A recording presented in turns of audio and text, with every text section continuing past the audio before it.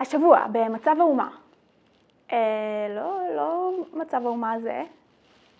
מצב האומה, או באנגלית The State of the Union, הוא נאום שנושא נשיא ארצות הברית מדי שנה בפני מליאת הקונגרס, בו הוא פורס את מדיניותו וכיצד הרשות המחוקקת צפויה לקיים אותה.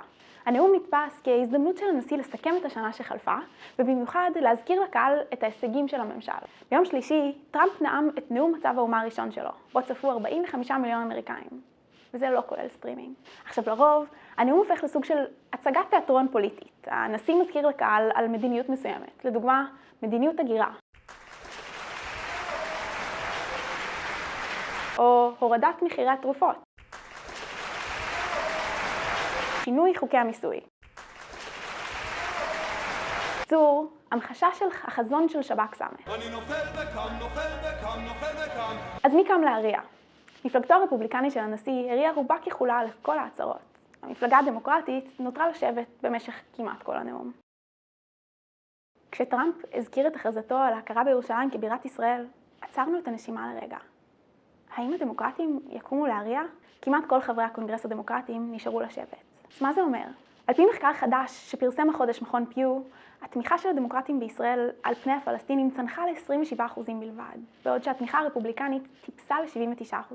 מדובר בפער הגדול ביותר בארבעת העשורים האחרונים. כלומר, נראה שהתמיכה הדו-מפלגתית הרחבה, עליה זכתה מדינת ישראל במשך עשרות שנים, המושתתת על תפיסת עולם דומה וערכים משותפים, הולכת ונחלשת. אז מה קורה פה בעצם? היחלשות התמיכה הדמוקרטית בישראל היא תוצאה של מספר גורמים. אחד המשמעותיים שבהם היה נאום שקרה ממש מאותו הפודיום, לפני כמעט 3 שנים.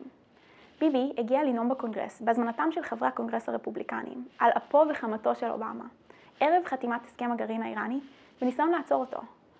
ההשפלה חסרת התקדים של הנשיא אובמה, הנשיא יהוד ביותר בקרב המפלגה הדמוקרטית וקהל בוחריה, התקבלה בזעם בקרב המפלגה. עכשיו, מבחינת הממשלה הישראלית, ייתכן שזה היה מחיר ששווה לשלם אם הם חשבו שהנאום היה מצליח לעצור את הסכם הגרעין. אך לכאן או לכאן, זו הייתה נקודת מפנה ביחסם של הדמוקרטים לישראל. אך ביום שלישי ראינו תופעה אחרת, מעניינת, שחשוב לשים לב אליה. הסימפטום כאן הוא גם מקור הבעיה. בעידן של פוליטיקה אמריקאית קוטבית, המפלגות השונות מחפשות עוד נושאים שנויים במחלוקת, שיוכלו להפוך לסיסמאות עבור קהל הבוחרים שלהם.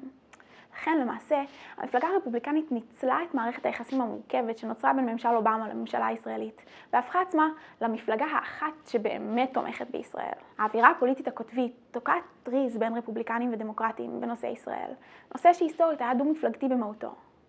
כמובן, ישנן מחלוקות עמוקות בין הממשלה הישראלית והמפלגה הדמוקרטית, ואי אפשר להתעלם מהן.